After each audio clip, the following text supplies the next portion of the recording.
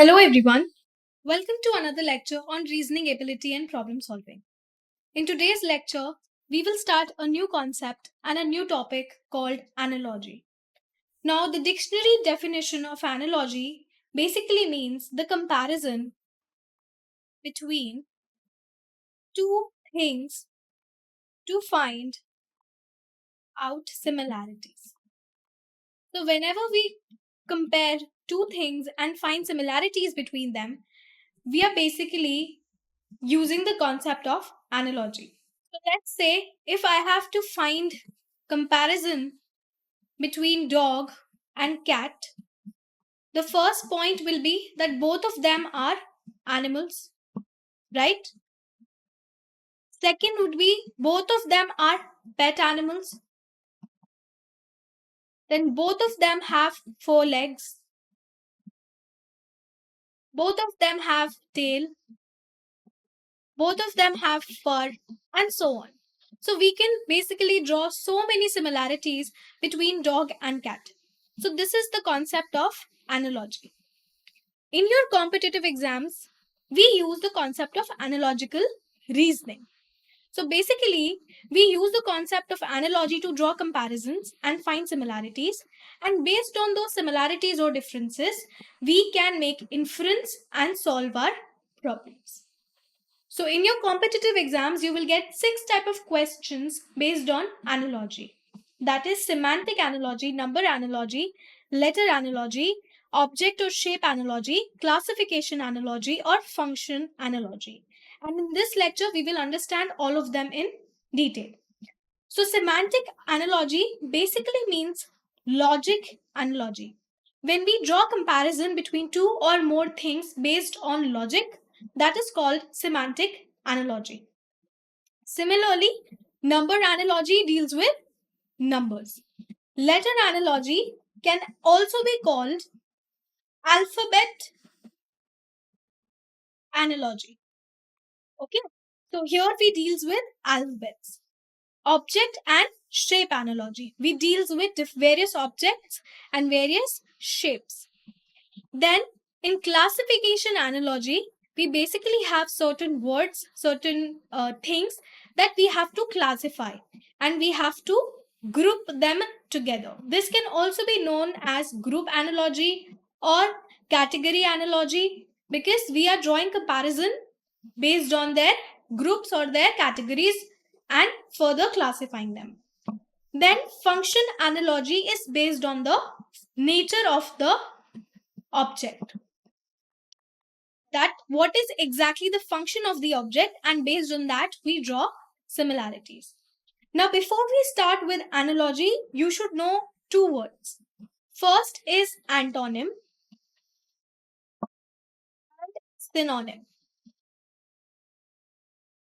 These two words are widely used in analogies, so it is very important to know their meaning. Antonym means opposite in meaning. So whenever we have to find the opposite of a word or opposite of certain object, we have to find their antonym. Similarly, synonym means similar in meaning. So whenever we have to find out similarities between the two objects, we are finding their synonym. There's a very short trick that you can use to remember these two words, S and S. So S for synonym and S for similarity. So the other word will automatically will mean opposite words. So if you remember this S and this S, you can easily remember the meaning of these two words. These two words are very important when it comes to analogy. Okay, so let us start. In this question, this is a type of semantic analogy. Semantic means logical analogy.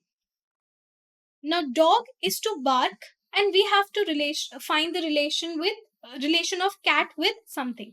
So, whenever you get a question like this, it basically means that bark is related to dog in a way, and you have to find a term that is related to cat in the similar way. So, whenever you get a question like this, where there's two dots, so this first term has a logical relationship. we have to find this logical relationship and we have to apply similar logic or same logic to find out the relationship between this word and the missing word. Over here, if we look at this question, bark is related to dog. How? Basically, bark is the sound of the animal. So what sound does dog makes? It is bark. So similarly, to find the relationship between cat and the missing term, we have to find the sound of cat. So how is bark related to dog? It is the sound of dog. So to find the missing term, we have to find the relationship, same relationship for cat. So we have to find the sound of cat, which is meow. So our option will be option number 2, meow. So if you look at the solution, step 1 is to identify the relationship between the first pair. This is the first pair and we have to identify the relationship. Then we have to apply the same relationship to the second part of the analogy. So this was the first part of the analogy and this is the second part of the analogy. So whatever logic is being followed in the first part of the analogy, we have to apply the same logic to the second part of the analogy. So this is how you get questions on semantic analogy, that is logical analogy. This is type 2, which is number analogy. In this, again, we can see there are two parts. This is the first part and this is the second part. So first we have to identify the relationship between the first part and then we have to use the same logic to identify the missing term in the second part. In the first part, I can see that there are three terms, 2, 4 and then 8. Right? So if I go from 2 to 4, I am multiplying it by 2. If I go from 4 to 8, I am multiplying it by 2. So we have to follow the same logic in the second part as well. In second part, we have 32, 64 and this is the missing term. So if I multiply 2 into 32, I'll get 64. So to find the missing term, I have to use the same logic. That is, I have to multiply it by 2. And if I multiply 2 from 6 into 64, my answer will be 128, which is option number 3. So as you can see in number analogy, you will get certain terms in the first part and certain terms in the second part. And the second part will have a missing term. So based on the relationship that you find in the first half, that is the multiplication of 2, you have to use the same logic to find the missing element in the second part. Okay? Here you can see the solution. We have to identify the pattern in the first set of numbers, which is this. And then we have to use the same pattern to the second part of the analogy. Second part is this. So whenever we get number analogy, first identify the pattern in the first part and then use it to identify the missing element in the second part. Now third type of analogy is letter analogy. Letter, or we can also call it as alphabet analogy. In alphabet analogy, we use the same concepts that we used in alphanumeric series and also in coding and decoding. So we studied 4 concepts: forward ranking. Then we studied the concept of backward rank. Then we studied the concept of opposite letters. And then we studied the concept of loop. So all these 4 concepts will be used in letter analogy or alphabet analogy. Over here you can see this is divided into 2 parts. This is the first part and this is the second part. So first we have to identify the relationship between the first pair and then we have to apply the same logic to identify the relationship between the second pair. From here I can see that somehow ACE is related to DFH. If you remember forward ranks, let us put them. A is ranked at 1, C is ranked at 3 and E is ranked at how much? E is ranked at 5. Similarly, D is ranked at 4, F is ranked at 6 and H is ranked at 8. So in this type of question, in letter analogy, basically the first term will be related with the first term over here, the second term will be related over here, and the third term will be related over here. So we have to find the individual operation that is being performed on each letter to find the logic that is being used. So over here I can see very clearly from 1 to 4, that means plus 3. Here also from 3 to 6, that means plus 3. And here also from 5 to 8, that means plus 3. So basically we are moving 3 positions forward. So if you remember the rankings, M is ranked at 13, O is ranked at 15, and Q is ranked at 17. So if these are the rankings, we have to move 3 positions forward. That is, we have to find the 16th rank, we have to find the 18th rank, and we have to find the 20th rank. We have to move 3 positions forward. So 16th rank, at 16th rank, we have P, at 18th rank, we have R, and at 20th rank, we have T. So our code will be PRT, which is option number 1. So option number 1 will be your correct answer. So whenever you get questions of letter analogy or alphabet analogy, in those type of questions, you basically have to identify the relationship of the first pair by treating each letter individually, and then you have to apply same logic to the second pair by treating each letter individually.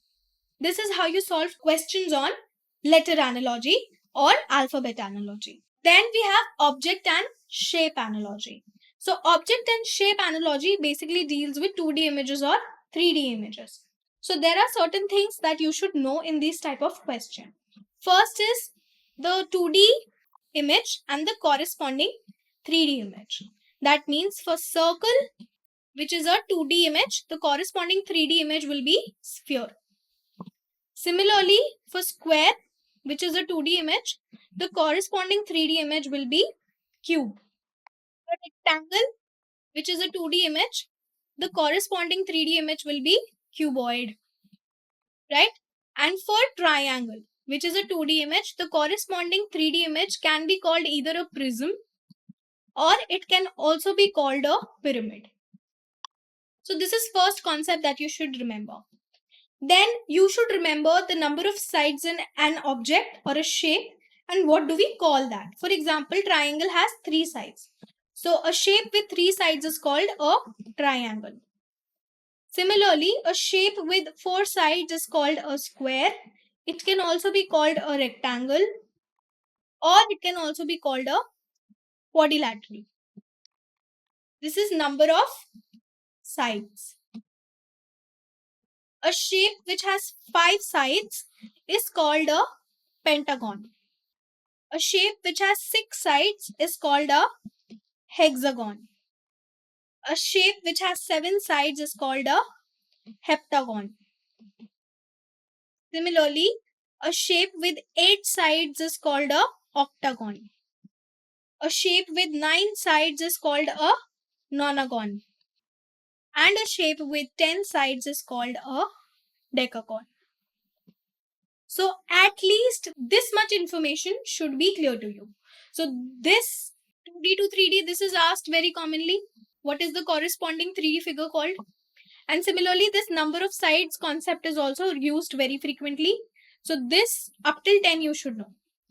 Third, if we have two-sided figure, it will not meet anywhere. So we don't usually have a name for it. It is very complicated and that much information is not usually asked in your exams. So from 3 onwards up till 10 you should know. If you can know more than that, good. But this much you should remember by heart. So number of sides of 3, triangle. 4, you can call it either square, rectangle or a quadrilateral. 5, pentagon. 6, hexagon. 7, heptagon. 8, octagon. 9, nonagon. And 10, decagon. This much information you should remember. Now let us come to this question. In this question, this is the first pair and we have to identify the relationship between the second pair. So first pair, circle is a 2D figure and sphere is a 3D figure. So I can say that the relationship is that we have to find the corresponding 3D figure for the 2D figure that is given.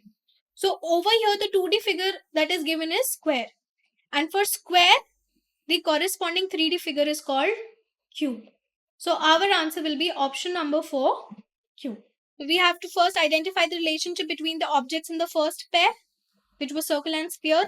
And then we had to use the same logic to the second pair, which is square and cube. Now, classification analogy, also known as group analogy, and it can also be called category analogy. So in these type of questions, we basically classify certain words into one category, and we have to either find the categories for a different set of words. For example, in this particular question, all this will be considered as part 1 and this will be considered as part 2. Over here, rose, lily, tulips. These are all type of flowers. That is one classification. So we have classified rose, lily, tulip into one group, into one category, and that is flowers. Similarly, in the second side, we are given apple, orange, and banana. We have to classify these three words into one group and one category out of the given options. So very clearly we can see that apple, orange, banana are all type of fruits. So this will be the answer. We have classified. Similarly, let's say if we get a question like maple, sandalwood, and oak. What are these? These are all type of trees, right? And we have to find out that brinjal, potato, and tomato fall under which group. So very clearly, all these three are vegetables. So they will fall under the group of vegetables. So classification analogy basically means that we are given certain letter of words. It could be even the other way also. Let's say we had a question where we were given rose, lily, tulip as flowers, right? And we were given, let's say, trees, and we were given maple, sandalwood, to find other element which would fall into this category. Let's say the options were oak, right? Then apple. Then we had an option of, let's say, brinjal. And then we had an option of lemon. So clearly in this first analogy, all these are type of flowers. So we have to find an element which is a type of a tree, right? So in this question, even though apples are grown on trees, lemon are grown on tree, but oak is the only option which is a type of a tree, right? All this is a fruit, this is a vegetable, this is a vegetable. So oak will be the correct answer. So in classification analogy particularly, you can get two types of questions. First, that will ask the group. Like in this question, we are asked as to apple, orange, banana fall into which group. Or you would be asked missing element of the group. So either of the two types of questions you can get from classification analogy. You can see the solution. We have to first identify the first pair, which is this, and we have to identify the relationship, and we have to apply the same classification to the second part, which is this. Okay. Then function analogy. Function means based on the nature, as to what is the actual function. Over here you can see the teacher is somewhere, this is the first pair, right? This is the first pair, and we have to find the missing element of the second pair. Over here you can see that teacher is somehow related to educate. So similarly we have to find the missing element over here. How is teacher related to educate?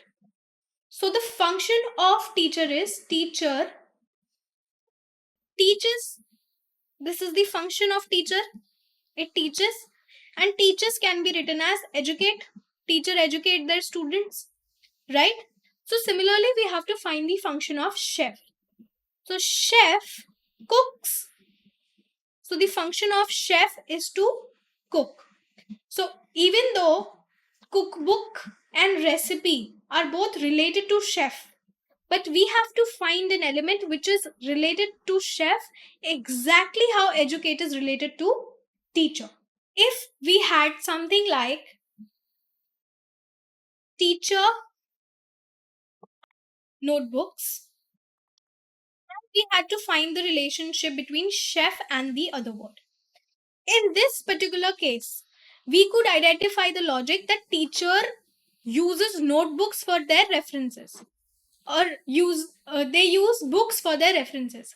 Similarly, chef use cookbooks for their references, right? So it is very important to identify the exact relationship between the first pair. In this first pair, it is the function of the teacher to teach.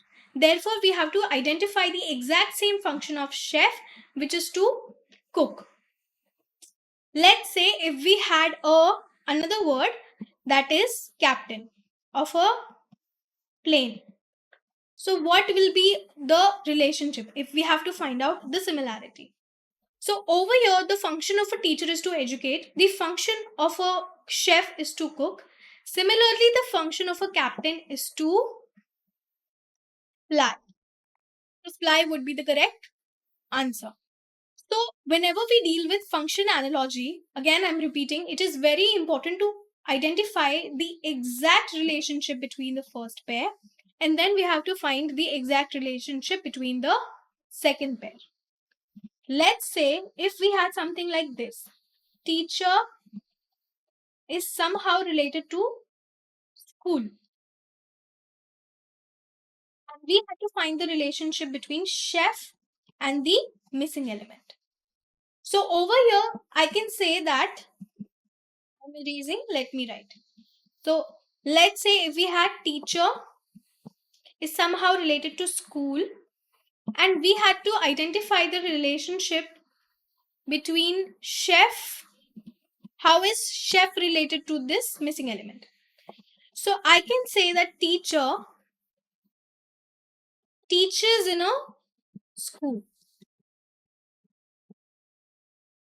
So how is school related to teacher? It is the place of work for a teacher. Similarly, a chef will cook in a hotel or in a restaurant, right? Hotel, or it could also be a restaurant. So hotel or a restaurant is the place of work for a chef. So over here we can either get hotel or a restaurant. So the same two words, that is teacher and chef, can have so many different similarities between them. So it is very important to understand the exact relationship, exact nature of relationship, exact function between the first two words, and then apply the same logic to the second pair of words. This is how you deal with function analogy. So here you can understand, identify the function or the role, right, in the first pair. Similarly, apply the same function or role to the second pair, which is to cook. So this concludes this lecture, and thank you.